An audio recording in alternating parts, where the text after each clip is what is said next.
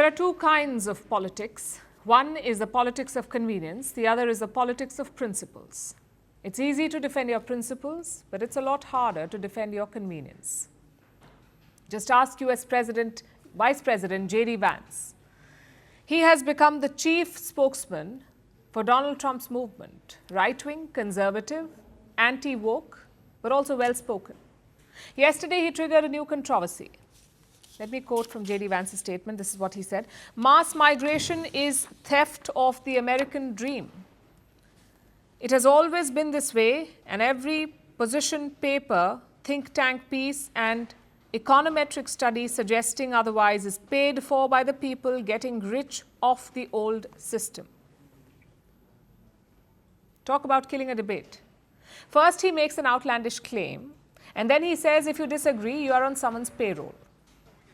Let's focus on the first bit. J.D. Vance says mass migration is theft of the American dream. This claim triggered outrage on social media. Look at one popular response. That means you have to send Usha, her Indian family, and your biracial kids back to India. Let us know when you buy the plane tickets, you must lead by example. Some context here. Usha is J.D. Vance's wife. She was born to Indian immigrant parents. Her children with J.D. Vance are also half Indian. So people are saying, start with your own family. If immigration is so bad, send them back to India. Now, this criticism is not new for J.D. Vance. He faces fire from the left and the right. His own supporters have a problem with Usha Vance's religion. She's called herself a practicing Hindu. But many MAGA Republicans see Hinduism as a pagan religion. A few weeks ago, J.D. Vance tried to appease them. He publicly wished that his wife would convert to Christianity. And now he's facing attacks from the left. Well, this is what happens when you play politics of convenience. When you fan the flames of hate for votes, your position becomes indefensible. For starters, this is a change in goalposts.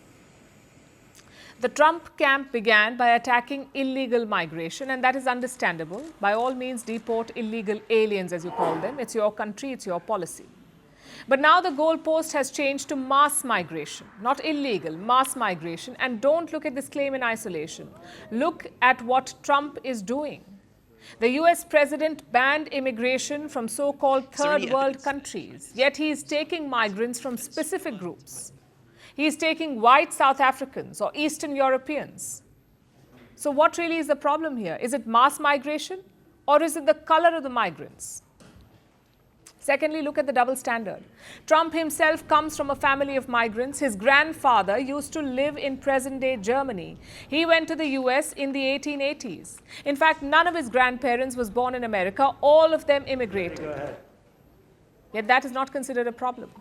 The migration of Usha Vance's family is also not a problem. Only current migration is the problem. I'm afraid this is an old trick. The US has seen multiple waves of immigration. Experts talk about 4 main waves of immigration that the US has seen. The first one was from 1680 to 1776. Now, most of these immigrants were Germans, Scots, and Irish. The second wave was from 1820 to 1890. These included Norwegians and Chinese. The third wave was during industrialization. These immigrants came from Eastern and Southern Europe. And the fourth wave began in 1965. This wave is still bringing Asian immigrants to the United States. The fact is, all of these waves were criticized. The same concerns were raised in the 1600s, in the 1700s, in the 1900s. But in the end, economics prevailed. The US needed these immigrants, so the migration continued. And do not get us wrong here. We are not saying that Washington has an obligation to welcome migrants. No country does. Your borders, your policy. But don't hide behind double standards. You make fake genocide claims to welcome white South Africans, but you weaponize mass shootings to keep out Afghans. This double standard is the problem. So J.D. Vance should not be surprised at the outrage. He is a walking contradiction in the MAGA world. They promised glory. They delivered fear. They shaped nations. They scarred generations. From brutal purges to propaganda machines, from stolen power to violent falls from the throne. Welcome to The Dictator, a series that strips away the myth and then exposes the men behind the tyranny. History remembers their power. Firstpost reveals their truth.